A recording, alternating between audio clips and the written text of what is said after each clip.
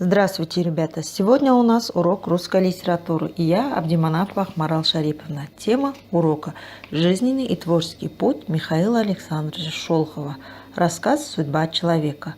Родился Михаил Александрович Шолохов 24 мая 1905 года на хуторе Кружилин, станице Вешенской Донецкого округа, области войска Донского. Отец писателя Александр Михайлович неоднократно менял профессии, сеял хлеб, был скупщиком скота, служил приказчиком, управляющим паровой мельницей.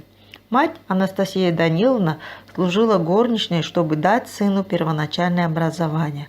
Отец нанимает домашнего учителя, а в 1912 году отдает сына в Каргинское мужское приходское училище. В 1914 году отец ведет сына в Москву.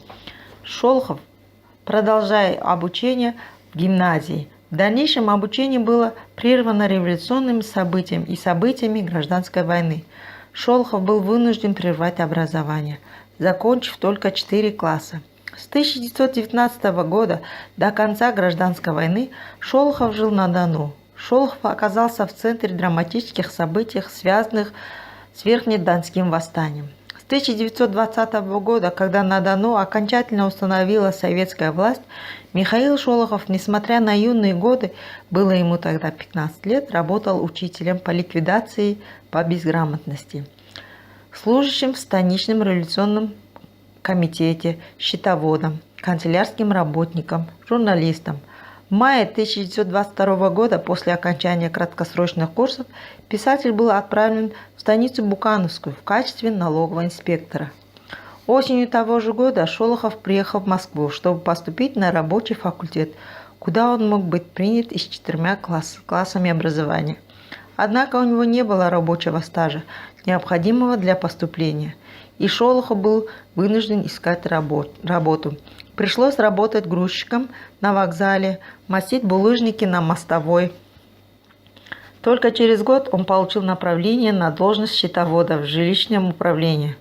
Все это время он активно занимался образованием, начал посещать литературную студию. А в 1923 году состоялся литературный дебют Шолохова.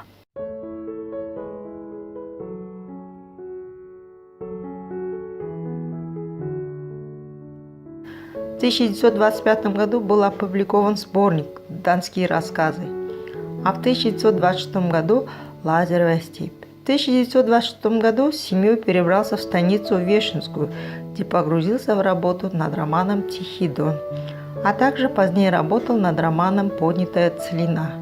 В июне 1941 года полковой комиссар Александр Шолохов был призван в армию и направлен на фронт. Работал специальным корреспондентом газеты «Правда» и «Красная звезда». Участвовал в боях. В январе 1942 года Шолохов получил серьезную контузию. Деятельность писателя в грозные военные годы была оценена советским правительством.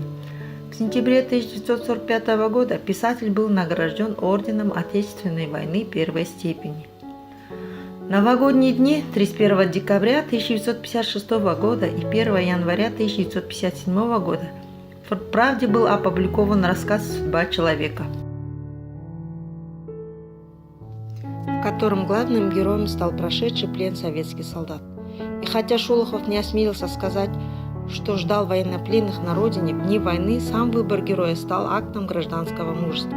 Рассказ начинается с картины первой послевоенной весны, весеннего бездорожья. В эту недобрую пору бездорожья мне пришлось ехать в станицу Букановскую. Колеса по самую ступицу провалились в оцаревший, перемешанный со снегом и льдом песок. Под сапогами хлопал размокший снег. Идти было тяжело, но по обочинам дороги все еще держался хрустально поблескивающий на солнце лед. И там пробираться было еще труднее. Настроение пейзажа создает слова «трудное», «тяжелое бездорожье». Уже на первой странице рассказа возникает трудный образ трудной дороги, который готовит читателя к изображению тяжелого жизненного пути Андрея Соколова. Рассказ имеет кольцевую композицию. Он начинается со встречи автора со случайным попутчиком, с Андреем Соколовым и Ванюшкой, и завершается расставанием с этими людьми, ставшими автору близкими и дорогими. В центральной части повествования ведется от имени главного героя. Рассказ Андрея Соколова условно можно разделить на 3 части: довоенная жизнь, война, первые послевоенные месяцы. Довоенная жизнь кажется небогата событиями. Гражданская война, голодная юность, работа в плотницкой артели, а потом на заводе и шофером, женитьба, дети. Но именно в этой вполне устроенной жизни герой видит простое человеческое счастье. Рассказывая о войне, Шолохов раскрывает самые трагические ее стороны. Ранение, плен, концлагерь, гибель семьи, уничтожение дома, потеря сына в День Победы. Своеобразие шолоховского подхода к изображению войны еще и в том, что мы практически не видим героя в обстановке боя с оружием в руках. Ни силу оружия, ни сверхчеловеческие способности противопоставляет писатель чудовищной машине фашизма, а умение в любых условиях оставаться самим собой.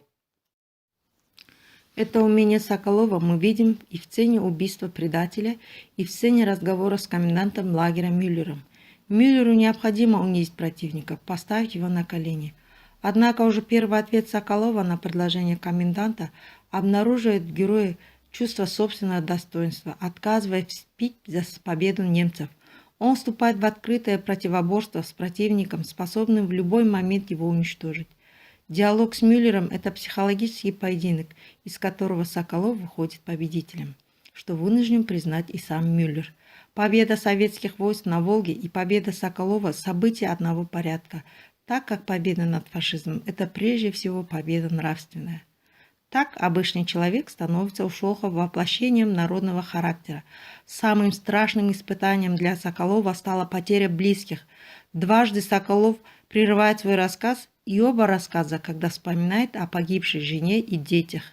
И именно в этих местах Шолохов дает выразительно портретные детали. Искоса, взглянув я на рассказчика, но ни единой слезинки не увидел его, словно бы мертвых, потухших глазах. Сердце героя окаменело от горя, настолько, что даже плакать он не способен, хотя слезы принесли бы ему облегчение. Как великая трагедия изображена война в рассказе, потому что она порождает всеобщее сиротство, разрушает все, что с таким трудом создано человеком. Нельзя спасти мир от разрушения в одиночку, но по мысли Шолохова человек способен противостоять разрушению собственной личности. Потерявший своих близких, герой рассказа не может остаться равнодушным к чужому одиночеству, не может пройти мимо сироты Ванюшки, возвращая радость жизни мальчишке, а потом и самому себе. Война, отнявшая у героя, казалось бы, все, не смогла отнять у него самого главного – человечности. Название рассказа «Судьба человека» свидетельствует, с одной стороны, о внимании автора к отдельной человеческой личности, а с другой стороны, Шолохов не конкретизирует понятие «человек» и таким образом подчеркивает, что судьба Андрея Соколова, вся судьба всего народа, прошедшего в годы самой кровопролитной войны XX века, сохранившая самые высокие гуманистические ценности. В 1959 году режиссер Сергей Бондарчук снял фильм «Судьба человека», получивший главный приз Московского международного кинофестиваля и Ленинскую премию. Фильм совершил триумфальное шествие по экранам многих стран мира. В 1965 году Шолохову пришло международное призвание. За роман «Тихий Дон» ему была присуждена Нобелевская премия. Рассказ «Судьба человека» основан на реальных событиях. На этом я заканчиваю наш урок. Домашнее задание – прочитать рассказ «Судьба человека», сделать анализ рассказа. Напишите историю создания романа. До свидания.